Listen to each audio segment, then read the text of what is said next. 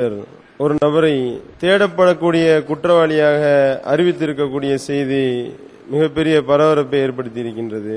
யார் அந்த தேடப்படக்கூடிய குற்றவாளியாக அறிவிக்கப்பட்ட நபர் என்று நீங்கள் பார்ப்பீர்களேயானால், இதுக்கு முன்னாடி எல்லாம் ஏதோ இந்திய முஜாஹிதீன் என்று இல்லாத ஒரு அமைப்பினுடைய தலைவரையோ அல்லது அதனுடைய செயலாளரையோ தேடப்படக்கூடிய குற்றவாளி என்று அறிவித்திருப்பார்கள்.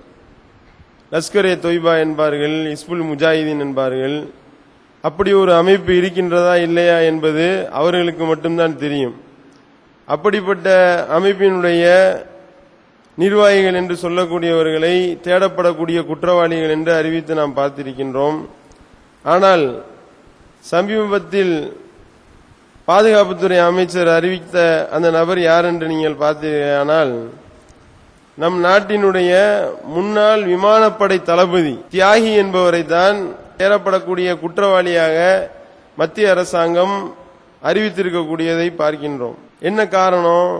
ராணுவத்திற்காக ஹெலிகாப்டர் வாங்குகின்றார்கள். இத்தாலியோட சேர்ந்த அந்த ஹெலிகாப்டரை வாங்கும் பொழுது அதுல கிட்டத்தட்ட ஒரு 500 கோடி ரூபாய் அளவுக்கு ஊழல் நடந்துள்ளது என்று குற்றச்சாட்டு எழும்புகின்றது. விசாரிக்கின்றார்கள். விசாரிச்சா பல விஷயங்கள் வெளியே வருகின்றது. இந்த இத்தாலி நாட்டினுடைய அந்த கம்பெனியோட இணைந்து அந்த கம்பெனியிட்ட இருந்து ஹெலிகாப்டர் வாங்குறோம் என்ற பெயரில் எக்கச்சக்கமான கோடிக்கணக்கான பணங்கள் கொள்ளையடிக்கப்பட்டிருப்பதை நாம் பார்க்கின்றோம். அப்ப நிலைமை எப்படி இருக்கின்றது என்றால், நாட்டினுடைய முன்னாள் விமானப்படை தளபதியாக இருக்கக்கூடிய ஒரு நபர் தேடப்படக்கூடிய குற்றவாளியாக அறிவிக்கப்படக்கூடிய அளவிற்கு ஊழல் பெருத்து போய் இருப்பதை நாம் பார்க்கின்றோம். அப்ப இந்த ராணுவத்தில் இருக்கக்கூடியவர்கள் எல்லாம் இப்படித்தானோ என்று நாம சந்தேகப்படக்கூடிய அளவிற்கு நிலைமை போய் கொண்டிருக்கின்றது. நிலைமை ஒரு கட்டுக்கடங்காம போய் கொண்டிருக்கிறது. எந்த அளவிற்கு என்றால், ஊழலை பத்தி நாங்க ஊழலுக்காக குரல் கொடுக்கின்றோம், ஊழலுக்கு எதிராக குரல் கொடுக்கின்றோம், ஊழல்லாம் எங்களுக்கு பிடிக்காது, ஊழலை ஒழிப்பதற்காகத்தான் நாங்கள் நல்லாட்சி நடத்த போகின்றோம், அதுக்காகத்தான் காங்கிரசுக்கு எதிராக நாங்கள் போர்க்கொடி தூக்குகின்றோம் என்று சொல்லக்கூடிய இந்த பாஜக, இந்த சங் பரிவார கும்பல் என்ன செய்கின்றார்கள்? இந்த தேடப்படக்கூடிய குற்றவாளிக்கு ஆதரவாக பேட்டி கொடுக்கிறத பார்க்கிறோம். ஜஸ்வந்த் சிங் என்ன செய்யறாரு?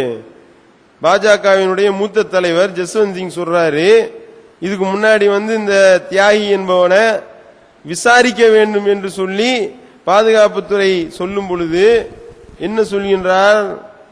தியாகி அவர் விமானப்பட முன்னாள் தளபதி, அவர் நம்ம விசாரணை பண்ணிடக்கூடாது.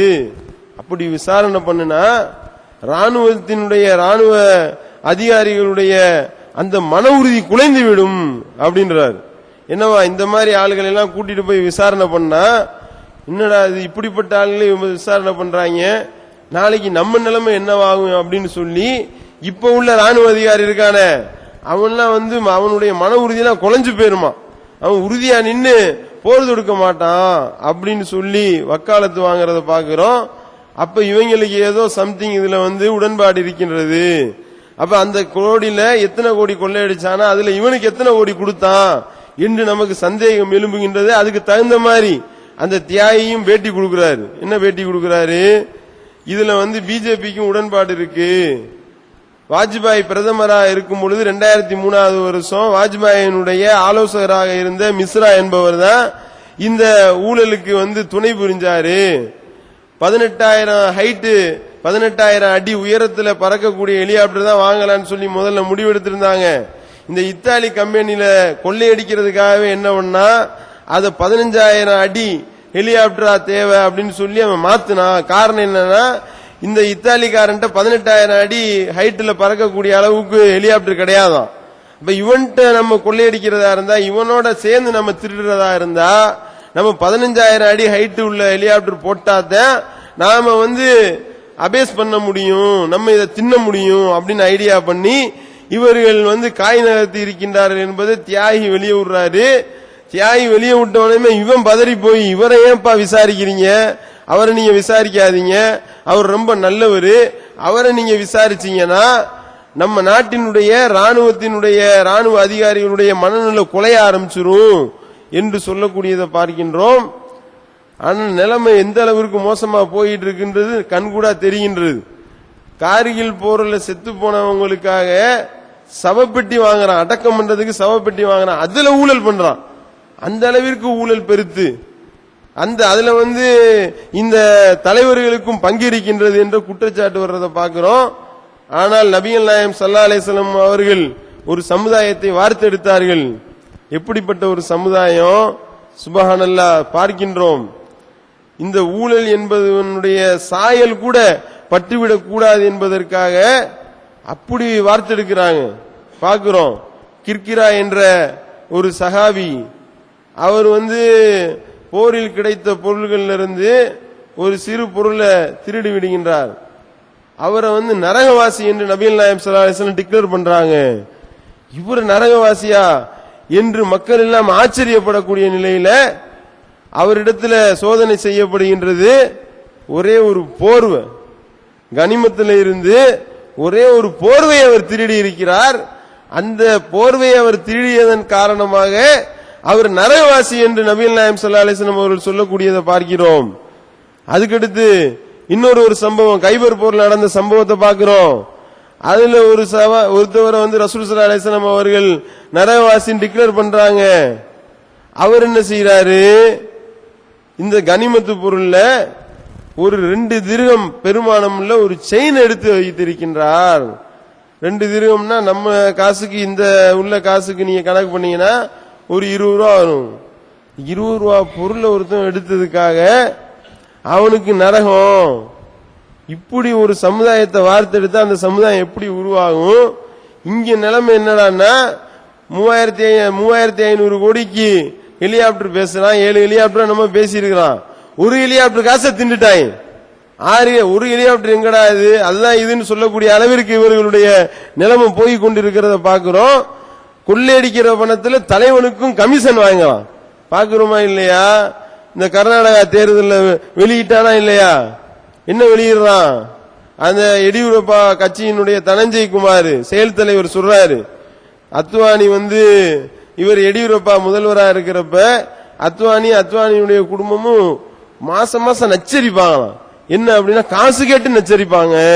நீ அடிக்கிற கொள்ளையிலிருந்து எனக்கு ஒரு கமிஷனை குடுறா என்று அவர்கள் நச்சரிப்பார்கள். இதை அத்வானி மறுப்பாரா? மறுக்க முடியுமா? அத்வானி மறுக்க சொல்லு பாப்போம். எழுத்துப்பூர்வமா அத்வானி இதை மறுப்பாரே, ஆனால் அதற்குண்டான ஆதாரத்தை நான் வெளியிடுவேன் அப்படின்னு சொல்லி பேசுறாரு. வாயை புத்திக்கிட்டு ஒருவே வாயை திறக்க மாட்டான். காரணம் என்ன? இப்ப வாயை திறந்தோம்னா ஆதாரத்தை வெளியிட்டா என்ன ஆகும்? நாம ஊழல் பண்றதுக்காக நம்ம ஊழல் செஞ்ச பணத்துல கமிஷன் கேட்டோமே, அந்த கமிஷன் பற்றிய விஷயங்களை இவன் அவுத்து விட்டுருவானே என்று பயந்து நடுங்கி அதை பத்தி அதுக்கு அடுத்து பிரச்சாரம் செய்யக்கூடிய பாஜக தலைவர்கள் எல்லாம் வாய் பொத்தி மௌனியாக இருக்கக்கூடியதை பாக்குறோமா இல்லையா? ஆனா இங்க என்ன, நபிகள் நாயகம் ஸல்லல்லாஹு அலைஹி வஸல்லம் அவர்கள் எப்படி இந்த சமுதாயத்தை உருவாக்குகின்றார்கள்? ரசூல் ஸல்லல்லாஹு அலைஹி வஸல்லம் சொல்றாங்க, மோசடி செய்யறதை விட்டு நீங்க பயந்துக்கிறீங்க. நீங்க ஏதாவது ஒரு பொருளை மோசடி செஞ்சீங்கன்னு வைங்க, மறுமையில அல்லாஹ் உங்களை எழுப்பும் பொழுது அந்த மோசடி பொருளோடு நீங்கள் எழும்பி வருவீர்கள். ரசூல் ஸல்லல்லாஹு அலைஹி வஸல்லம் சொல்றாங்க, யாரேனும் ஒருவர் ஒரு ஆட்டை மோசடி செஞ்சாரா, அவர் ஆட்டோடு எழுப்பப்படுவார். ஆடு கத்திக்கொண்டே இருக்கும். கத்திக்கொண்டே இருக்கக்கூடிய நிலையில ஆட்டோடு அவர் எழுப்பப்படுவார். ஒரு ஒட்டகத்தை ஒருவர் மோசடி செஞ்சாரா, அந்த ஒட்டகத்தோடு அவர் எழுப்பப்படுவார்.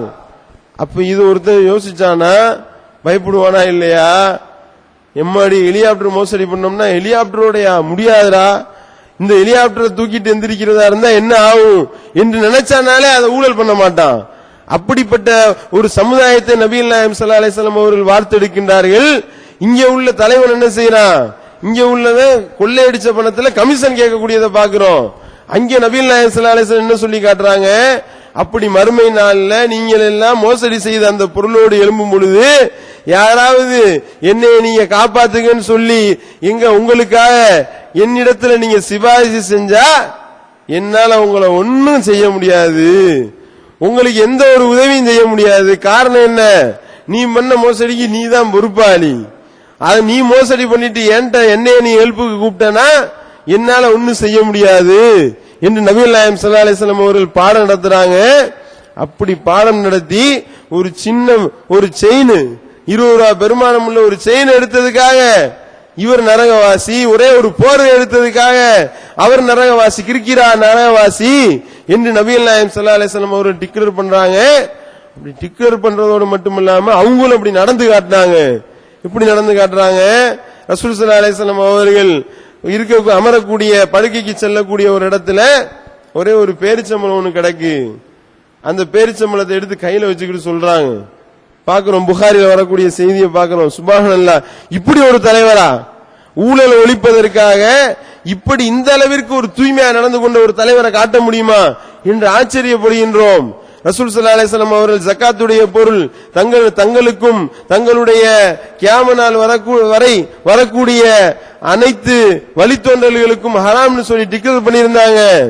அப்படி டிக்ளேர் பண்ணி இருந்த நிலையில ஒரு பேரிச்சம்பளம் கீழே கிடக்கு. பேரிச்சம்பளத்தை எடுத்து கையில வச்சுக்கிட்டு சொல்றாங்க, கீழே கிடக்கிற இந்த பேரிச்சம்பளத்தை எடுத்து சாப்பிடுறது என் மேல தப்பு கிடையாது, சாப்பிடலாம். ஆனால் இது ஜக்காத்துடைய பேரிச்சம்பளமாக இருக்குமோ என்று நான் அஞ்சுகின்றேன். இப்படி பாத்தீங்களா? ஒரே ஒரு பேரிச்சம்பளம், கீழே கிடந்த ஒரு பேரிச்சம்பளத்தை எடுத்து அந்த பேரிச்சம்பளத்தை நான் தின்னுட்டேன்னா இது ஜக்காத்துடைய பேரிச்சம்பளமாக இருந்து அது தவறி இங்க கீழே விழுந்து அதை எடுத்து நான் தின்னா ஜக்காத்துடைய பொருளா இருந்தா நான் என்ன செய்யறது என்ற அந்த அச்ச உணர்வின் காரணமாக இதை நான் உண்ணாமல் விட்டு விடுகின்றேன் என்று நபிகள் நாயகம் ஸல்லல்லாஹு அலைஹி வஸல்லம் அவர்கள் சொன்னார்கள் என்பதை பார்க்கிறோம்.